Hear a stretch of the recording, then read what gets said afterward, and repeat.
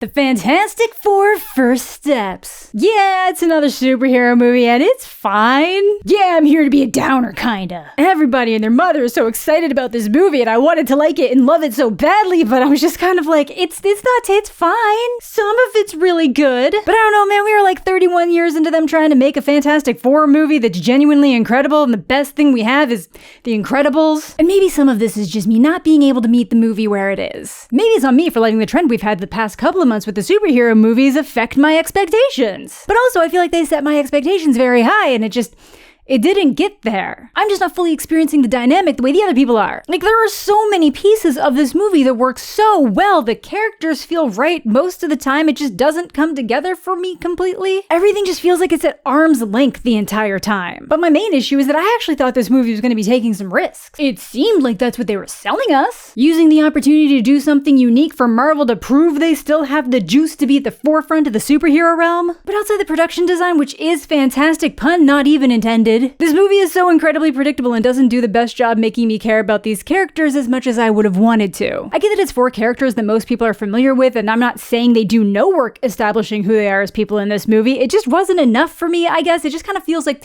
when comic books did those crossover events. So if you were reading X-Men and then suddenly it was all like, well, we need the Fantastic Four here for a little bit, that's like the level of intimacy I'm feeling with these characters somehow. And that might come down to not giving us the full in-the-moment origin story and how they bring us up to speed with the characters and how they've grown over the years because they've now had 4 years since that like cosmic accident being the Fantastic Four. But 4 characters should not be that hard to navigate, especially when all their conflicts should intertwine. Thinking about it now, it's not that it's bad, it just has very strong first episode of a TV show energy in terms of how it handles the character development. And I just don't think there's an excuse for that anymore when we can have movies like Guardians of the Galaxy get in and make us care about a bunch of characters that most people had no familiarity with. Honestly, it kind of felt like this movie had like a stopwatch running on each character to make sure that they were roughly getting the same amount of like separate attention, but not in a way that made it feel like it was getting fleshed out anymore. Like they tell us that Johnny is a ladies' man, a potential womanizer who might be a bit reformed, but you don't really get that from what's in the movie and what it's actually doing. Like Superman did a better job convincing me of that from Jimmy Olsen. Not that I needed Johnny to be a full asshole or anything. I like that they showed that he's also smart and that's why he's part of the Fantastic Four and like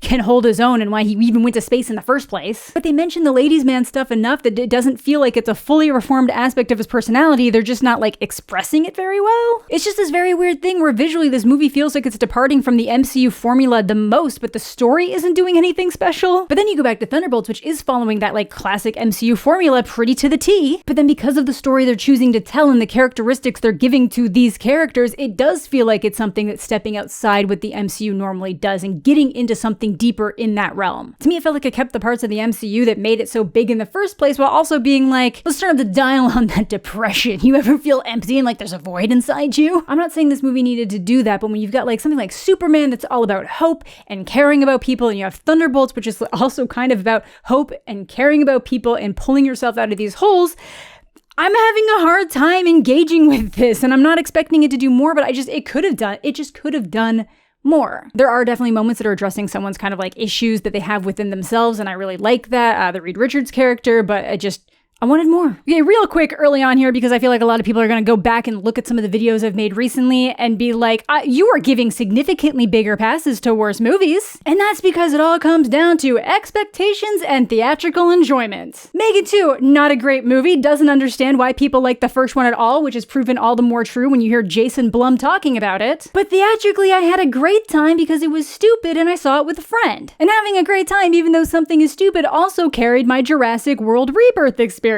After the last 2 Jurassic movies, my expectations were in hell. So this one, to me, was a great step up. At least it actually had dinosaurs that we could have fun with. With Fantastic Four, it just felt like it was marketing itself to be something more and more unique than it actually ended up being, and I kind of felt it was pretty bland for how cool the production design and opening scenes were. This is obviously a better movie than Megan 2.0, and I would watch this movie again before that one, but with no shame, I will openly say that I will watch Jurassic World Rebirth any day of the week before Fantastic Four. But that's just me. I think we should all maybe just gather around and watch the 2005 Fantastic Four classic. But before we start going in on it too much, what is this 4th iteration of live-action Fantastic Four movies doing? Much like Spider-Man Homecoming, First Steps is choosing to forego showing us the cosmic incident that made the Fantastic Four.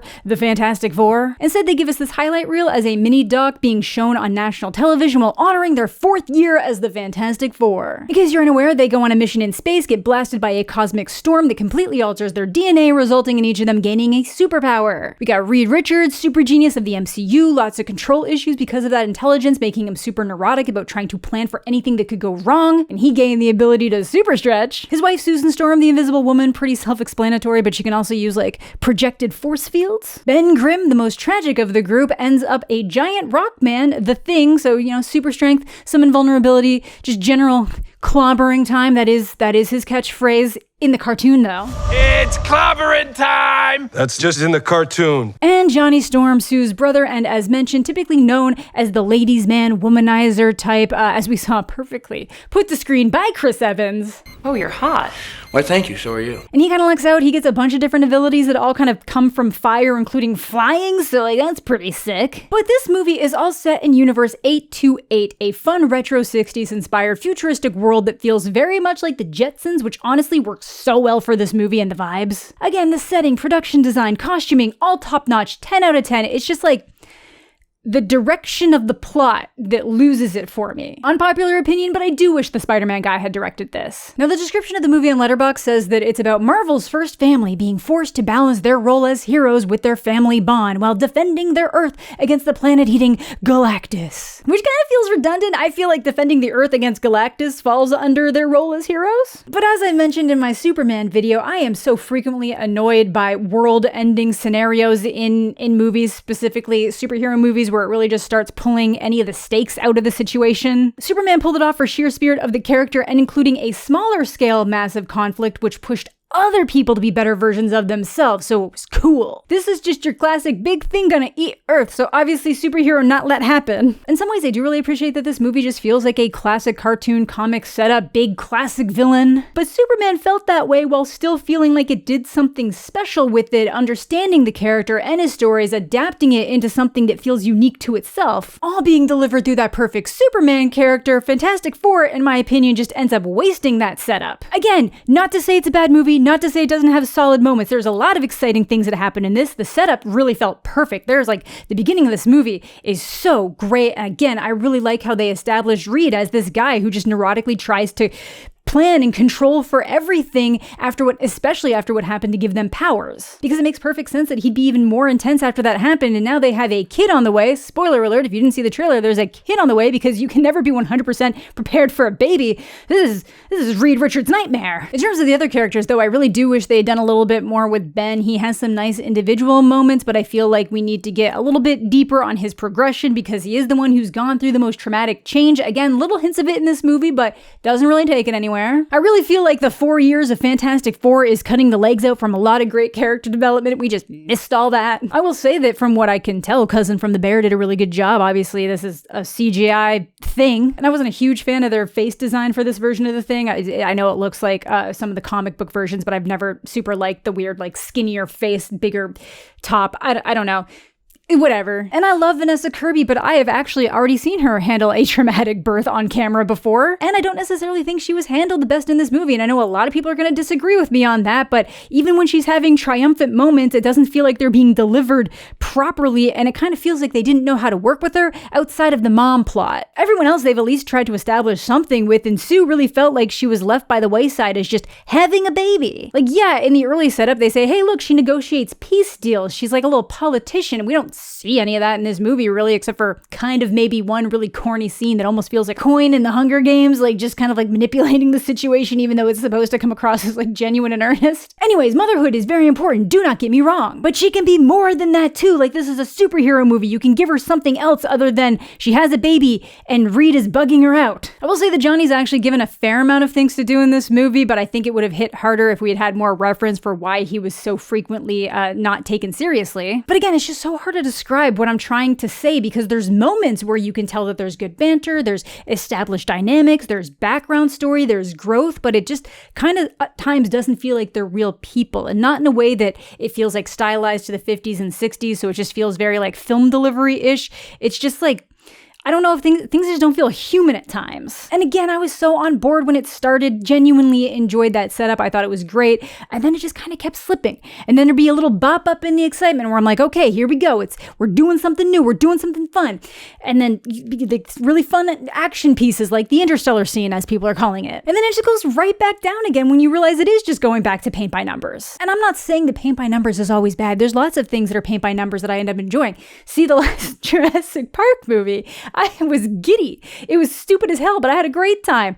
I guess that just didn't carry over here for me personally. Sadly for me, this movie really just comes down to what I assume is a little bit of a weak script, that they're clearly scared to make any mistakes. They really wanted to make sure they drove this one home, and hey, it is working for them. People are really enjoying it, made a lot of money, good for them. But for me, a little bit weak, and you get these highlights and an excellent production design, and then you have this movie. But I think that brings us into the spoilers. But first, today's video is brought to you by you, my lovely Patreon supporters and YouTube channel members. Thanks for all that you do. Okay, so now we're into the spoilers. That is your warning. We're in the spoilers. So as mentioned, this is 4 years into the Fantastic Four. The world loves them. They are iconic heroes. They're snazzy as hell. Johnny sucks up fire. It's cool. The IMAX theater I was at actually had its own dedicated Fantastic Four themed IMAX intro, which I felt was very nice, and it really built my hype up. And I was having a blast when this first started. I liked the mix of them being kind of celebrities, but also scientists and superheroes and astronauts, and I felt like they blended that together really well. And that vibe in particular feels different than how Marvel was traditionally using that kind of idea of celebrity and superhero. This universe has a Fantastic Four cartoon show. They got toys. They're in cereal boxes. Johnny's the face of copper tone sunscreen, but they're also just out there doing their own thing. Ben can walk down the street without getting completely mobbed, but is still super recognized. Mr. Fantastic basically has his own version of Bill Nye the Science Guy. They're setting up a little romance for him with Natasha Lyonne. That was exciting to see. I had no idea she was going to be in this, but again, it doesn't really go anywhere. It's nice to have, but serious first episode vibes. And so much of it is just fun in a really cartoonish way. They take care of the mole man, played by Paul Walter Hauser, who absolutely understood the assignment. If we'd stayed in that realm, I would have been cool, I dig it. But yeah, that's where they are. Renowned superheroes, beloved by all, having a baby. It's a good time because this movie starts with a pea stick. Marvel's first family is getting one more addition with the birth of Franklin Richards. And even though a baby story shouldn't instantly make sense in a superhero movie, they do actually manage to tie this into the high stakes of the movie overall and do some really cool scenes with it, and I do think that was a good idea. Some other fun stuff in this intro, like I mentioned, they've got Sue kind of negotiating peace treaties, and there's a little nod to Dr. Doom because one of the countries not present is Latveria, but sadly there will be no larger use of either Victor Von Doom the man or Dr. Doom the villain, which I personally think is a mistake, but fine. Look, I get it's always the story they go for first, but there is a reason for it. Yeah, I know they're doing Doomsday, but still. At this point, a lot of the dynamic is just Johnny trying to be taken a bit seriously, Reed trying to baby-proof the house with their trusty robot Herbie, Sue being upset with Reed because he's pushing off a lot of those different responsibilities he's supposed to have, like building a crib to try to account for all these wild anomalies. And the first thing that seems to start the other half of this conflict is that they're receiving some kind of transmission that they can't decipher before the Silver Surfer appears. The Herald of Galactus there to warn them that their planet is set for consumption. I know everyone's like, why would you warn them? But it's because, theoretically, Galactus isn't really interested in harming people. It's just incidental for his planet consumption. But technically it is the Silver Surfer scouting out all these different locations, so they are both the scout and the harbinger of doom. Not that doom, sadly, just Galactus. And this version of Silver Surfer is Shala Bal, just given Nora and Rad's Silver Surfer backstory, which I actually haven't seen that much complaining about now that the movie's actually out. And I get why they did that. This is supposed to be a different universe where you would frequently see those little flips of people's stories, so totally cool with that. Lots of jokes around here for Johnny being into her. I would have liked to have actually just felt that more. She does whisper something to him when he tries to follow her to space after the warning, though, so I can at least get the obsession from his side. I'd just like to see it a bit more. But because she actually speaks to Johnny, he realizes that whatever they've been getting on the transmissions matches whatever language she speaks. Then later on, he's going to be like, hey, what did you tell me earlier? Can you tell me what that is in English? And then he uses that to start translating the transmission, which we will get to. That's where Johnny's going to be smart. But this gives the gang saying some time to prep, so they all head to space, including the mostly ready to pop Susan Storm, pregnant super lady extraordinaire. Yeah, I get why she's here and they technically address it and that it's like really serious, but it is just completely wild to me that Reed would have ever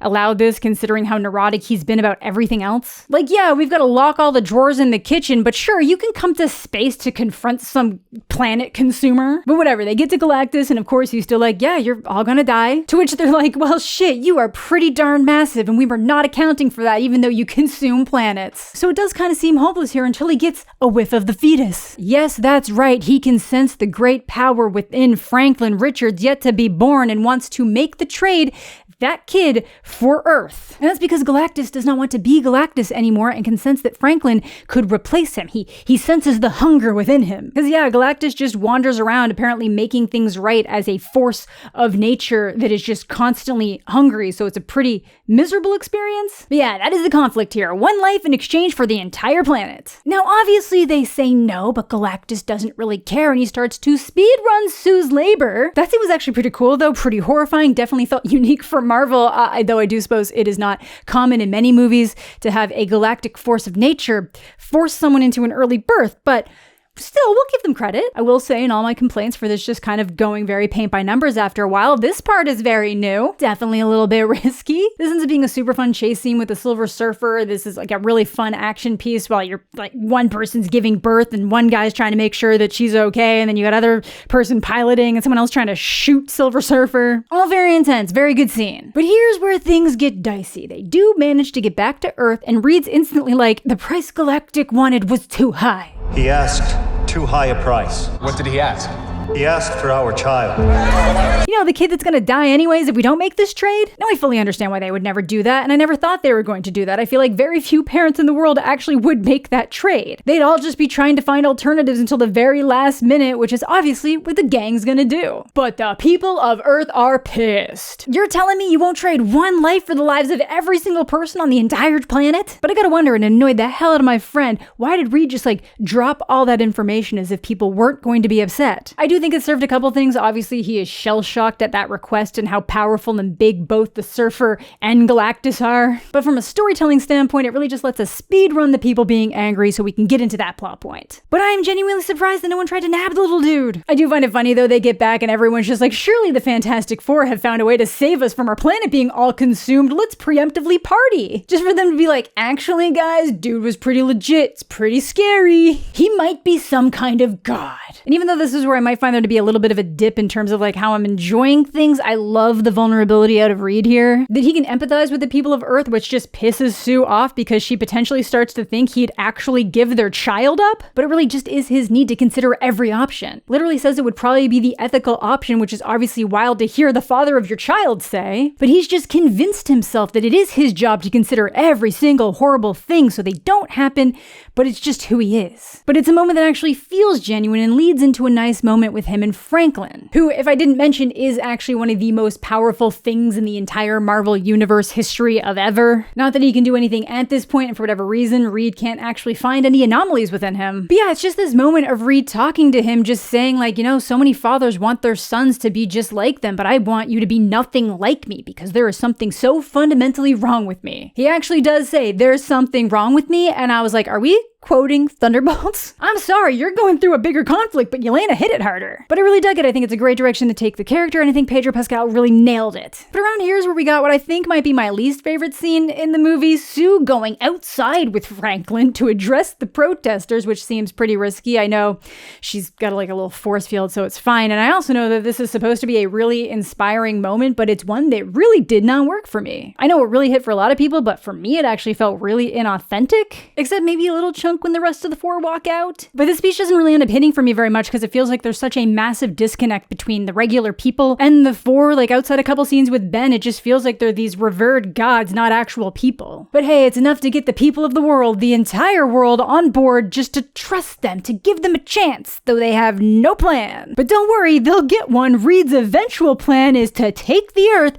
and move it somewhere else. thoughts. Okay, so editor AJ put in the SpongeBob meme, but one of my friends made the exact same joke last week, and I just love that SpongeBob is still in the public conscious that much. I had to take a little break between recordings because it was getting a little bit too late. So earlier in the movie, we see Reed teleport an egg, and what is Earth if not a massive circular egg? So with that one speech from Sue and his new plan, they get the entire world to build massive versions of their teleportation bridges. Yes, they managed to convince the entire world to do this, and also to almost completely cut power use so they can actually get the juice to make it happen. It's a nice thought, but my god, could you ever actually get the entire world on board with this? You know there'd be doomsday types trying to sabotage it all. Groups that believe Galactus is the true god and his will must be followed. You know crazy religions would pop up within days for him. Especially when the Fantastic Four are all staying in New York and not like going around and doing outreach missions in other places, but whatever, it's nice. The world joins together in a unified mission. And I was really excited to see if they were gonna bop this planet away and maybe accidentally go through a multiverse instead of just a different solar system, because that would open up so much fun stuff. And they get it started. Things are happening until the Silver Surfer shows up to crash through the bridges. Nice try, worms, but Galactus wants that baby. But hey, Johnny has a plan. Kind of. It doesn't really do much in the moment, but see, he's actually managed to translate the transmissions that they keep picking up, and it's apparently all messages from the Silver Surfer's homeworld, just all these different people reaching out to her because she sacrificed herself to become Galactus's scout in exchange for her planet being left alone. Hearing her real name, Shalabal, for the first time in years, all the people just thanking her for her sacrifice. Before Johnny then starts hitting her with all the transmissions from the planets that Galactus actually managed to eat. Like, hey, look, you saved your world and your own daughter, but listen to all the people that you doomed. But at this point, she's destroyed all the bridges except for one, so it doesn't really matter, and she ultimately just tells him that they should just give up the kid, that if he was old enough to make the decision on his own, he probably would, just like she did. And I can tell they're really setting Johnny up to make the selfless sacrifice, because he starts offering himself up to Galactus instead, as if you could ever be a replacement for Franklin Richards. If you were a possibility for Galactus, he would have made the offer to you first. So at this point, the only solution, if they want to save Franklin, really does seem to be just escape and abandon the planet. And I really thought they might end up doing that, because the end credit scene in Thunderbolts is the Fantastic Four ship entering their universe. That would have been switching things up. That would have been unique. That would have opened all sorts of different questions for like how heroic they actually are. But no, of course not. It's time for a new plan. Let the Mole Man move all the people of New York underground while they use Franklin to lure Galactus, then just teleport him away with the one remaining bridge instead. Obviously this doesn't work. Galactus notices because he's not a giant dum-dum. Also, if Galactus seems smaller than before or than he should be, he can change his scale. So this is probably just his I can grab a baby and still be menacing height. But now we finally get to see the Fantastic Four in action again outside that intro. Nothing they're doing is super working though. Galactus actually does get the baby. There's some decent moments in here, but overall not really my ideal thought of a final fight scene. But as Galactus is trying to wander away with Franklin, Sue starts putting her whole Storm Ussy into the force field pushing, sounding like she's going into labor all over again, to try to push Galactus into that portal while Reed saves Franklin. And it works, but then of course he starts to crawl his way back out. And this is the point in my notes I actually started to write what was happening before it did, because I knew that the Silver Surfer was going to have to complete her arc, so I started writing, oh, Silver Surfer comes in to push him back in. But then, before that, Johnny once again decides he needs to sacrifice himself, so I had to scratch off my note, but then I didn't need to. I just needed to put a little arrow over, because the Silver Surfer does indeed come out, push him out of the way, and then slams both her and Galactus through the portal. Yay, a completed character arc! But using her powers to that degree actually does seem to kill Sue, but psych, that's when our little super god baby comes in and brings her back to life. That's a little concerning. So yeah, just like that, absolutely nothing out of the ordinary really ended up happening here. I was, again, thinking they might genuinely fail the mission, forcing them to jump over to the MCU timeline to protect Franklin, or at least do something cool with moving their own Earth. But they didn't take advantage of any of that. I don't think they delivered on the uniqueness that felt promised and set up in the first half, and now we just have a resurrection god baby. Oh, maybe they'll just turn them into like baddies that are supporting Franklin conquering the world, but I really doubt that. That would be like evil Fantastic Four, which I just don't think they're going for. But the movie ends with a cute little scene of 3 grown men trying to get the baby seat into the Fantastic Car so they can actually get to saving the day. So cute. Cut to 4 years later for our mid-credit scene, where Franklin is already a little genius reading Origin of Species, but also The Hungry Caterpillar, which I thought was a really nice touch. Honestly, that was a great choice. But when Sue gets back around the corner, Dr. Doom is there with the baby holding his mask, setting us up for Doomsday. You just see Doom from behind explained, so we don't know if this is actually the Robert Downey Jr. version, but I assume it is because they can't let go of anything, and their plans for the phases following Endgame have largely failed, so they have to bring back the familiar faces in a way that makes sense, because you can't just bring Iron Man back, really. From a character standpoint, I do kind of get it in the same ways that Reed and Doom have parallels of their intelligence and what they can do with it. Those same parallels would exist with Tony. So let's see what happens. I am interested to see if he's actually Victor Von Doom, or if this is some kind of like alt-world Tony Stark being weird. I don't know. We'll have to see. Again, still pretty bummed that they didn't really end up doing anything that special. They didn't really take any risks, and in my opinion, kind of wasted a really cool world that they created. And again, I don't think it's a bad movie. It just, to me, does not hold up to Guardians 3 or Thunderbolts. And I weep wondering how James Gunn would have handled the cosmic side of the MCU, because that's what he was set up for, but I guess I'm at least happy we got a good Superman movie out of it. I really just think my experience with this movie comes down to letting my expectations get too high when I shouldn't really be giving Marvel the pass at this point, because I'm terrified for what they're going to do with the X-Men. So I guess I was like, well, maybe they, the Fantastic Four matter a little bit less to me, so we can get a little bit more excited. But I am glad that this movie is working for so many people, because it actually is, but to me, it was just kind of dull a lot of the time. I'm sorry. Also, for whatever reason, Johnny stands weird this entire movie. He's always just standing with his arms out like he's an action figure. It's very strong, Mom says it's my turn on the Xbox energy. Just like, I don't know, that's a nitpick. It's just something I noticed when I was rewatching the movie, but let me know if you love this movie, why you love this movie, or if you felt a little bit more like me, where you thought it was a good movie, but kind of disappointing in what you were expecting. But yeah, that is the Fantastic Four, a strong enough outing for me not to be fully back on the, oh my god, Marvel is so cooked train, but certainly less exciting than I was hoping. But that's gonna do it for today's video. Thank you all so much for watching, and thanks as always to my Patreon supporters and YouTube channel members. Subscribe to the channel if you're new, leave a like on the video if you're into that kind of thing, and all my other social medias are listed